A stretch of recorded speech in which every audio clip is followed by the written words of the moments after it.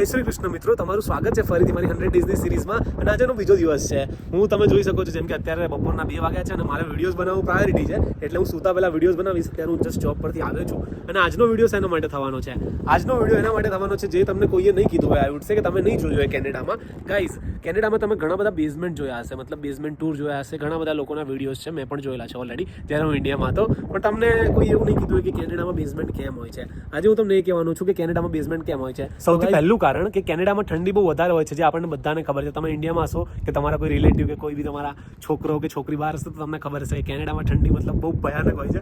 મેં ઇન્ડિયામાં ક્યારેય એવી ઠંડી નથી જોઈ. અત્યારે બી કેવું કે 5 થી 6 ડિગ્રી ઠંડી છે અને ઇન્ડિયામાં મેં એટલીસ્ટ મતલબ લિસ્ટમાં એટલી 5 થી 6 ડિગ્રી જોઈ છે, એનાથી નીચે ક્યારેય જોયું નથી. અને અત્યારે વિન્ટર નથી ચાલતું ને તો પણ અત્યારે કેવું કે મસ્ત મતલબ જો તડકો નીકળેલો છે તો બી આમ પવન એવું આવે છે કે ઠંડી લાગી રહી છે.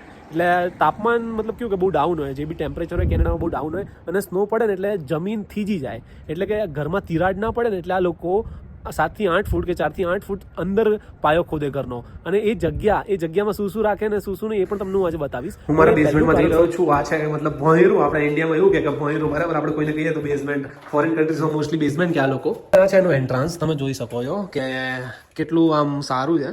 આપણે આ ભોંયરું છે એટલે કે જમીનની અંદર જ આ ઘર. એની વિન્ડો તમે જુઓ.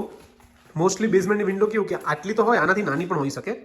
એટલે તમારે ધ્યાન રાખવાનું, જો તમે બેઝમેન્ટમાં રહેવા જતા હોય, કેનેડામાં તમે નવા હોય તો વિન્ડો એટલીસ્ટ હોવી જોઈએ. એટલે કે કેવું કે હવા અંદર બાર થાય, આઇસોલેશન થાય. બાકી તમે મતલબ સ્ટક થઈ જશો, તમને સારું જ નહીં લાગે બિલકુલ બી.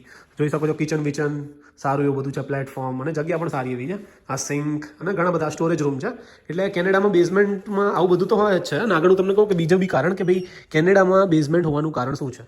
એક આ રૂમ છે, તમે જોઈ શકો છો કે અહીંયા આ બેઝમેન્ટમાં 2 આવા રૂમ છે અને કિચન છે અને વોશરૂમ છે, બરાબર? આ છે મુખ્ય કારણ. તમે જોઈ શકો છો કે કેટલી બધી જગ્યા છે અહીંયા. અને આ જગ્યા મતલબ ફિનિશ નથી. આ બેઝમેન્ટથી થોડો અલગ રૂમ છે અને આ રૂમ હોવો જરૂરી છે અહીંયા. બધી જગ્યાએ બેઝમેન્ટમાં આ હોય જ, કેમ કે આ લોકોને કેવું કે ફર્નેસ એટલે કે જે બી ઠંડી પડે આટલી ઘરને ગરમ રાખવા માટે, પછી હીટર ને એવું બધા માટે બહુ સ્પેસ જોઈએ. તમે જોઈ શકો છો કે કેટલી બધી સ્પેસ છે અહીંયા. પછી આ જે બી લાઇટની સ્વિચીસ છે ઓલ અરાઉન્ડ આખા ઘરની, અને બધું વાયરિંગ ને બધી મશીનરી અહીંયા છે.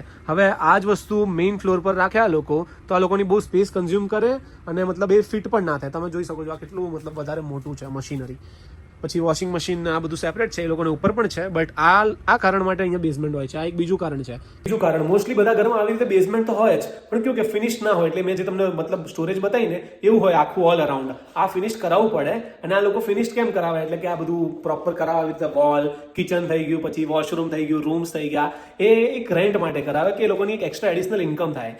હવે જેમ કે કોઈને મોર્ગેજ હોય, મોસ્ટલી બધાને મોર્ગેજ તો હોય જ, કેમ કે કેનેડામાં ઘર કોઈ કેવું કે કેશ પર નથી લેતું હોય. મતલબ બહુ લોકો જે બી અમીર રિચ કહેવાય ને, આમ મિલિયનિયર્સ કે બિલિયનિયર્સ, એ લોકો કદાચ કેશમાં લઈ લેતા હોય, પણ મોસ્ટલી લોકો મોર્ગેજમાં લે. એટલે કેવું કે કદાચ એક ફેમિલી છે એ બેઝમેન્ટમાં રહે અને ઉપર રેન્ટમાં આપે, કાં તો ઉપર રહે અને નીચે રેન્ટમાં આપે. એટલે એ લોકોનું મોર્ગેજ. હવે મોર્ગેજ બી એટલે બી તમને કીધું, જો તમે ઇન્ડિયાથી છો તો તમને મે બી ના ખબર હોય તો.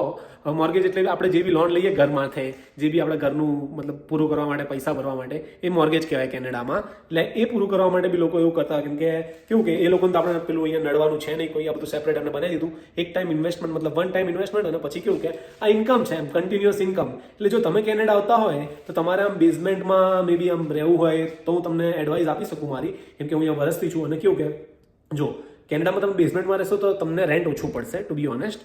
એ મારું રેન્ટ ઓછું નથી, બટ મને કેવું કે આમ સેપરેટ પ્રાઇવેસી જોઈએ, મારું પોતાનું જોઈએ. એમ મને કોઈ કચકચ કરે વધારે મજા ના આવે. એટલે આમ હું અહીંયા બેઝમેન્ટમાં છું. બાકી કેવું કે હું ઉપર પણ રહી શકું, પણ એ બધું શેર કરવું પડે. અને અત્યારે જેમ કે હું તમારી સામે બોલી રહ્યો છું એ રીતે એટલી મજા ના આવે, મતલબ એટલું ફ્રીડમ ના મળે. એટલે હું બેઝમેન્ટમાં અત્યારે રહું છું. બટ તમને પ્રાઇવેસી જોતી હોય, સેપરેટ તમારું જોતું હોય, જો તમે 2 જણા હોય તો વેલ એન્ડ ગુડ છે. બટ એક બી હોય ને તો બી તમે બેઝમેન્ટમાં રહેશો તો તમને એ ફાયદો પડશે. બટ ક્યારે? તમારે વર્કિંગ પ્રોફેશન, એટલે કે તમારે મોસ્ટલી કામ હોય. તમે જેમ કે હું અત્યારે ઘરે ઊંઘવા જાઉં છું, બરાબર? મોસ્ટલી ઊંઘવા અને ખાવા 2 વસ્તુ હું ઘરે આવીને કરું છું, બાકી બીજું કંઈ નહીં.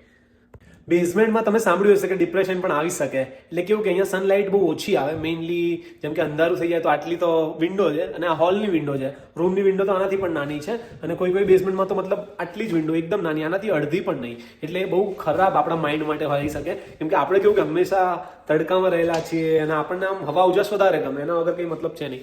તમે જોઈ શકો છો આ રૂમની બારી છે, કે એટલે કે વિન્ડો, કે ઇંગ્લિશમાં કહી શકો તમને બારી છે. તો એ બહુ નાની છે, એટલે કેવું કે વધારે પેલું થઈ શકે. એટલે તમને જો કદાચ ના ગમતું હોય તો એક એનો ડિસએડવાન્ટેજ છે બેઝમેન્ટનો. અને બીજો ડિસએડવાન્ટેજ કે તમને બેઝમેન્ટમાં ઠંડી લાગી શકે છે, કેમ કે કેવું કે આ નીચેનો પાર્ટ છે, એટલે કે જમીનની અંદર છે, તો તમને ઠંડી વધારે લાગશે.